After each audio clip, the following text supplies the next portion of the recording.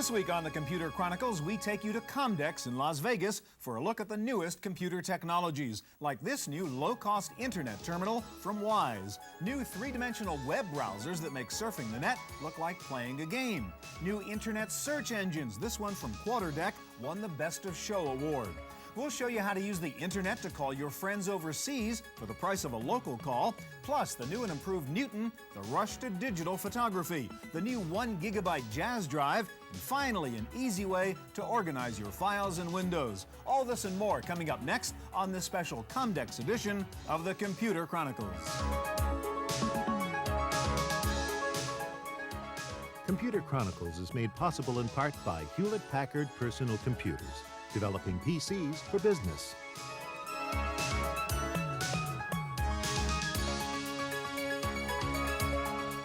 Additional funding from the Software Publishers Association, providers of educational materials to help manage software. Don't copy that floppy. The internet dominated this Comdex the way it's dominating every other aspect of the computer business these days. The big debate here at Comdex is whether a new low-cost internet terminal will soon replace today's standalone desktop PC. The source of the controversy is, first, can you deliver an actual digital access device for $500? Ellison maintains that when you price out all the components, they run about $330, including monitor, which means you could price it at $500. Of course, even though it has a processor, it's a low-level processor. Most of the stuff is being done on the back end. But if you're Bill Gates, you don't like that model, because what you want people to do is have more powerful PCs that in essence run more powerful software, and of course what he's doing. The Ellison Tim Baharan refers to is Larry Ellison, head of Oracle, just one of the major computer companies planning a low-cost internet terminal. IBM has announced a similar product. And this is the network terminal from Wise called the WinTerm. It's designed to run under Windows and sells for $500. It's a so-called dumb terminal and depends on accessing applications somewhere out on the network. But if we get to the point where applications reside on the internet, the WinTerm will do just fine. A lot of times, users will have a lot of trouble when their system goes down. They won't know how to take the proper steps to get the system up and running again. In this case, they've got a very, very simple device that needs no configuration on the desktop. That way, they just take it out of a box, put it on the desk and plug it in, and they're able to log into a centralized, centrally administered system that is controlled by people whose job it is to make sure the system works properly for the users. While there may be some doubt as to whether these internet terminals will eventually replace full-featured PCs, there was no doubt here at Comdex that the internet will dominate the future of personal computing. The internet is kind of like a gold rush. The amount of excitement, the number of new companies, it's really unbelievable. Now, fortunately, this is a gold rush where there really is gold. It may be buried a little deeper than some people think, but the drops in the price of communication, the fact that PCs everywhere will eventually have very high-speed data rates, allowing them to work together, really will have a fundamental impact. In fact, it will mean that our industry will be changing the way people do business, the way they learn, and even the way they entertain themselves, far more than I think people outside our industry expect. The internet is really in a place where it's going to change the way we eventually do our business. Because you're able to put up these home pages and the websites, you're going to actually be able to use them for selling, for giving information, for providing support. And in that context, it has a tremendous amount of impact on the computing model. And on the basic model of doing business. This is WebTrader, an electronic storefront complete with do-it-yourself order forms for products or services offered on the World Wide Web. And this is WebAlert, another application from SBT Accounting Systems that integrates user action on the web with database management. For example, WebAlert can automatically sense the depletion of inventories due to online orders and then instantly notify the purchasing manager to replenish stocks. One of the benefits of automated online commerce is that you can be open 24 hours a day, selling globally in all time zones around the world. But that is creating a demand for multilingual web applications. For the same reason that people publish books and magazines have television programs in many different languages, we feel that there has to be more than just English on the internet. Multilingual content, European content, Asian content. In a sense, our software companies have taken the attitude, sometimes in the past, we call it the Marie Antoinette attitude. Let them speak English. In fact, people need many languages. We see the trends to be global information processing, global text search retrieval, global web publishing, and of course browsing. Accent showed off its new multilingual web publisher, which lets you develop web content under Windows using a variety of languages. The Accent web browser also lets you explore foreign language websites under English language Windows. The big problem on the internet is still speed, or lack of it. So there was a great interest here at Comdex on new modems which work with high-speed ISDN phone lines. This is the Cardinal ISDN modem, designed for the Soho market. It's priced at only $200. So long, sweetheart. You'll be out in 10 years, and I'll be waiting. Say, what's your new address? Bridget at singsing.com. If you think the World Wide Web is hot right now, just wait. We are still really in the DOS days on the web. Companies are now coming out with 3D web browsers that'll make surfing the net more like playing a video game. At Comdex, we're seeing the first bits of 3D on the web.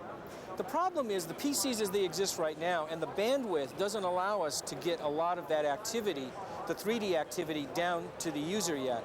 It does take more power. It takes more bandwidth, it takes more power at the back end, and in many cases it's going to take some power at the front end.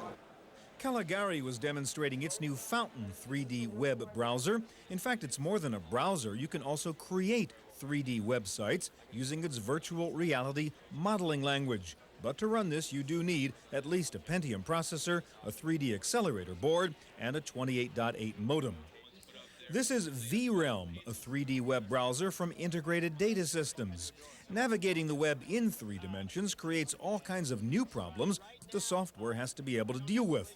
VRealm does that by including automatic collision detection and the ability to predefine favorite locations. This is another version of a 3D online environment called Diamond Park from Mitsubishi. It's a virtual park, 1 square mile in size, which lets online users from around the world gather in one virtual space.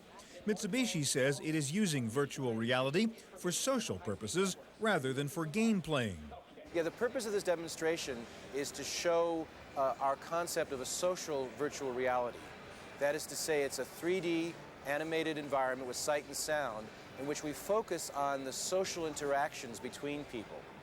That's in contrast to a lot of the virtual reality stuff that you might have heard about, which really concentrates on individual experiences, often violent combat games, for example. And 3D environments were even creeping into the endless award ceremonies at Comdex. PC Magazine used this 3D environment from Worlds Incorporated to cybercast their Technical Excellence Awards ceremony over the internet.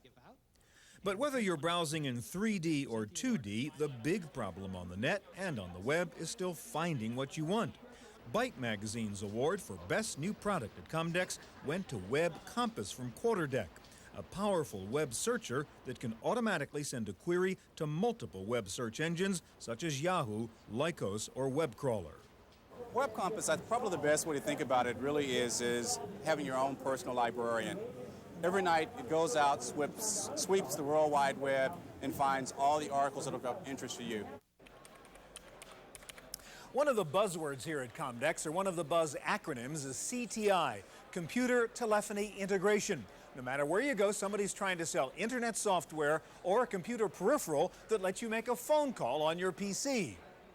For instance, when I call my mother in Belgium, this connection costs like $60 an hour with a regular telephone connection. But over my computer, it's like $3 an hour. This is just one of a slew of new internet telephone software packages. This one is called Web Talk from Quarterdeck. Today and testing out connections to people all over the world. We have too. We've had a lot of fun. The technology of internet telephony is simple.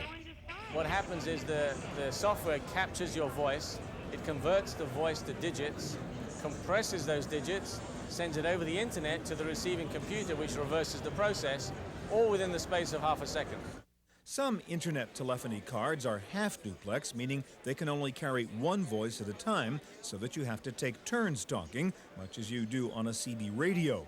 But the newest ones, shown here at Comdex, were full duplex devices that allow normal two-way conversations. Hello, Dallas. How's it going? It's going just fine. How's it going there at Comdex? Oh, Comdex is great. We got lots of people. Everybody's interested. And well, it's a very interesting technology. I mean, it basically competes with the telephone companies, and it does it a lot more cheaply than you can do long distance. There's still a little difficulty in getting the other person, making sure he's there. So the phone company has this great big network set up to do that, but the internet doesn't have that yet. This other question is, can the internet handle all the bandwidth, all the information? When you digitize voice, it's a tremendous amount of information, and if everybody's going to be spending voice over the internet, it's going to slow it down. So they have to somehow increase the backbone capability to handle all that. Well, undoubtedly, if 30 million internet users all use Digiphone at the same time, the internet as presently constructed would choke. But that's unlikely to happen in the short term. And in the medium term, there's no doubt that the internet, which is now a commercial medium, will expand its capacity to cope with the extra demand placed upon it. In addition to using PCs to make phone calls, there was also software here to turn your computer into a personal telephone assistant. Do you want to leave a message, or shall I put you through? Put me through. You have a call from Kelly Smith. Do you want to take it? Yes. Hi, Kelly. It's Jack. Thanks for calling me here at Comdex. This is Osprey from Voice Processing Corporation. It can even selectively forward phone calls and relay personalized messages. Finally, if you need to find someone's number for an old-fashioned telephone call, there was PC 411. This is a new online national phone directory with over 100 million listings. There is no monthly fee, no hourly connect time, no minimum usage required. Just pay a small charge each time you pull down a number.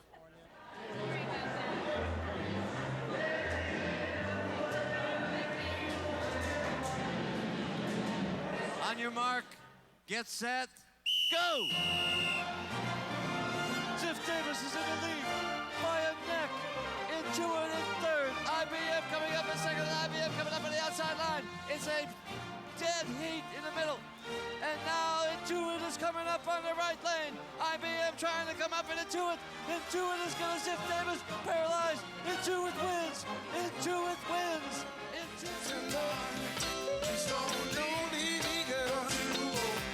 Ain't too proud to be.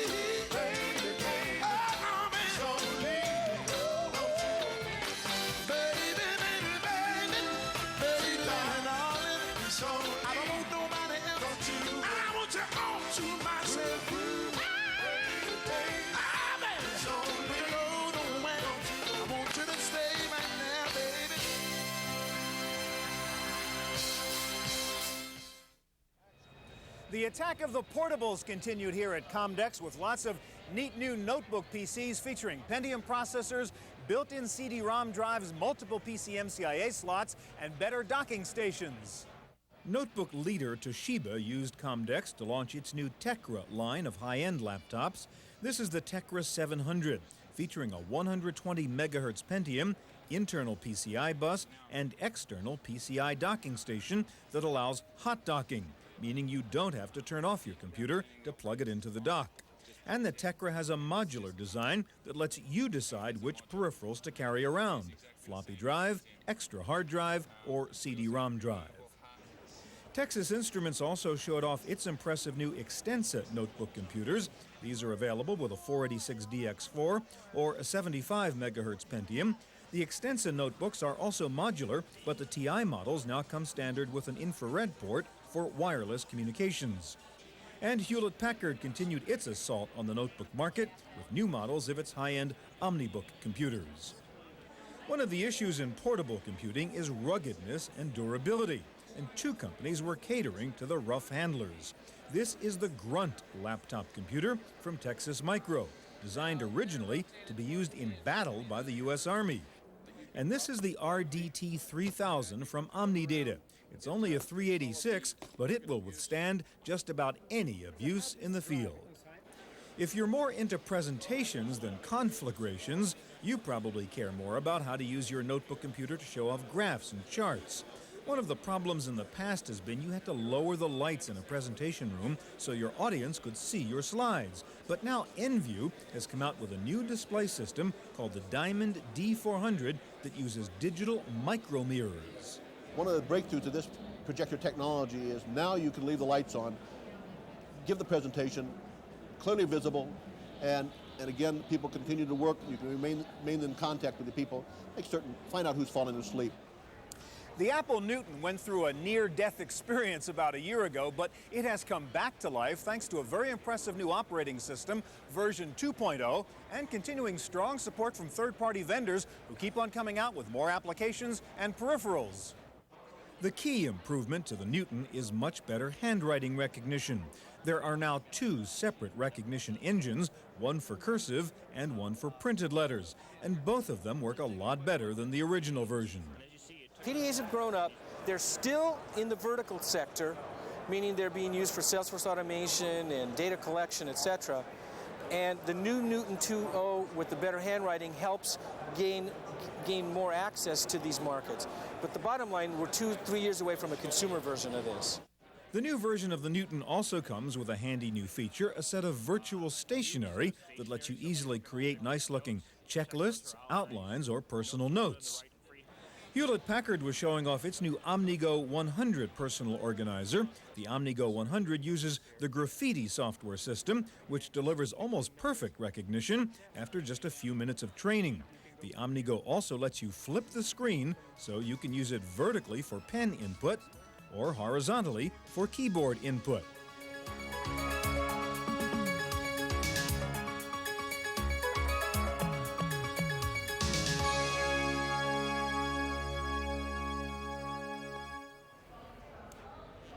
The days of the 1-hour Photoshop may soon be over, along with paper and chemicals and double prints. Digital photography was everywhere here at Comdex, with neat little cameras like this and photo quality printers that plug right into your PC.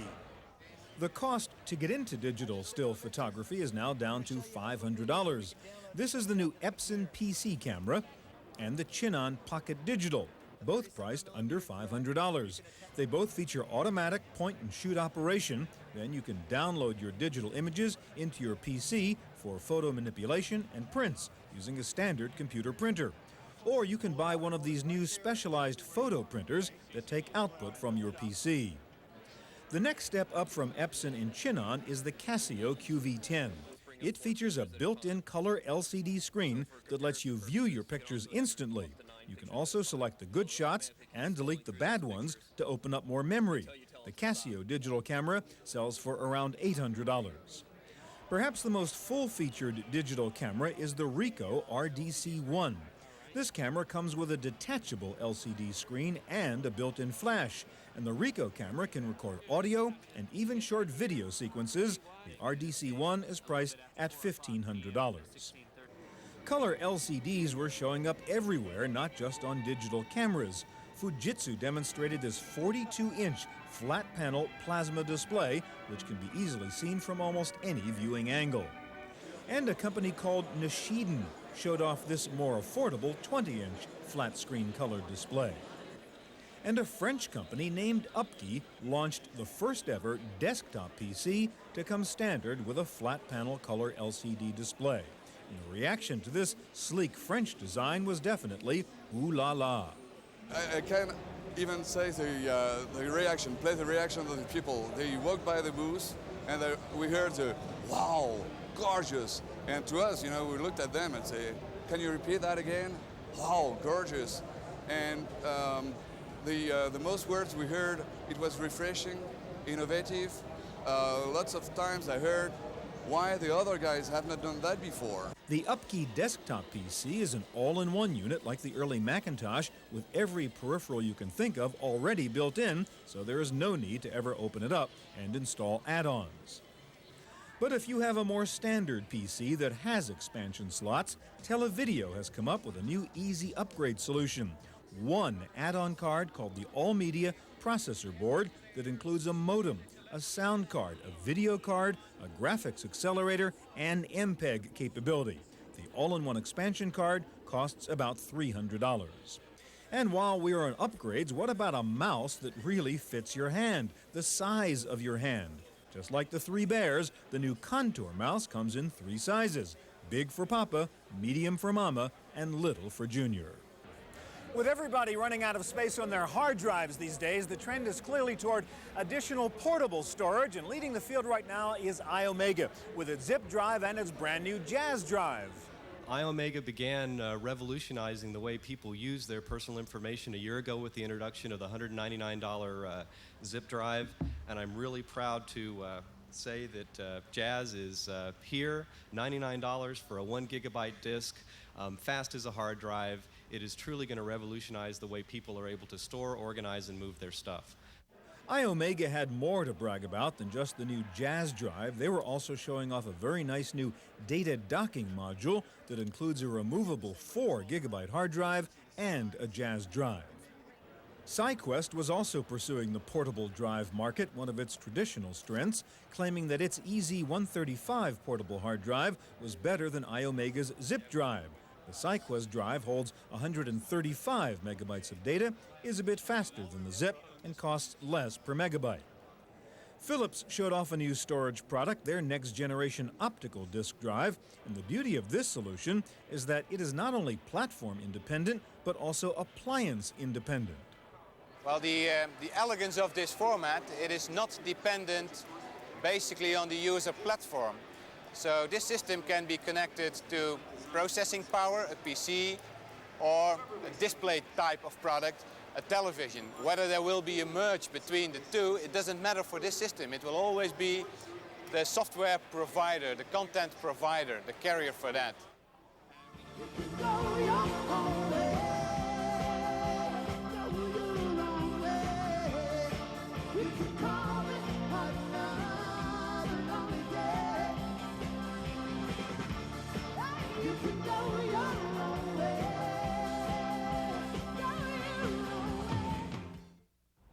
Windows 95 was old news at this Comdex. The action was in that big white tent over there called the Microsoft Partners Pavilion, where more than 115 software companies were showing off new applications written especially for Windows 95. One of the coolest new Windows 95 applications was the ultimate file organizer from DocuMagix called PaperMaster. It's easy to use because it uses a familiar visual metaphor: old-fashioned filing cabinets to store things or find things. You just open file cabinet drawers and look inside your folders. If you're still trying to learn how to use Windows 95 or Win95 applications, Knowledge Quest was demonstrating a new CD-ROM tutorial that resides inside the application, so that you don't have to quit the application to go run the tutorial. The ability to enter formulas into a worksheet is one of the most basic and powerful features of Excel. The good news is there was a lot of fun stuff for Windows on exhibit at this Comdex. Voyager showed off a new music learning program that includes 4 interactive modules that not only teach you how to play an instrument, but also teach you music theory and composition. The software works because it was designed by a real music teacher, Hugh Berberich. I guess because I speak to them in terms that they enjoy. That's what this CD-ROM's about. It gives people a chance to really enjoy the experience of music, brings it to a level that isn't haughty. A lot of conservatories kind of talk above people at times, if you will, and we've tried to make this enjoyable for anybody, age 10 through adult. With the growing interactive and multimedia capability of today's more powerful computers, there were more self-help software titles on display here at Comdex. This is a program from IMSI that helps you stop smoking. But these only produce a placebo effect. That is, to date, their results have not been scientifically demonstrated. Seventh Level expanded its product offerings to move into the educational arena with the Great Word Adventure. The program uses comedian Howie Mandel to teach children language skills. Yeah, it's cold out here in winter. I'm getting goosebumps. And that's weird, because I'm not a goose. And there were some cool new games at Comdex. This is Angel Devoid from Mindscape. It's an action-adventure game with a complex plot in which the bad guy blows up your face and then gets computer surgeons to make you look like him. Sirius got a lot of attention with its $1 million treasure hunt game. Part of the attention was probably due to the presence of lovely actress Terry Farrell, who stars in the game. She was astonished that online geeks would actually go to the trouble of creating a World Wide Web fan club for her. I'm really flattered. I can't believe somebody takes time to do there's this. Terry Farrell sounds on here as well. No. There was a hot new soccer game from Ubisoft with play-by-play from World Cup soccer sensation Alexi Lalas. Watch me, we got Mr. Hawkeye as our officials for the race. And voice control finally came to gaming with the new virtual cooperation game from Microforum.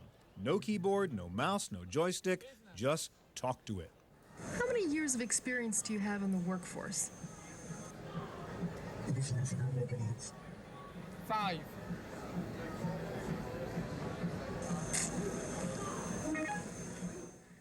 That's it for our look at this year's Fall Comdex show. From Las Vegas, I'm Stuart Chaffee for the Computer Chronicles.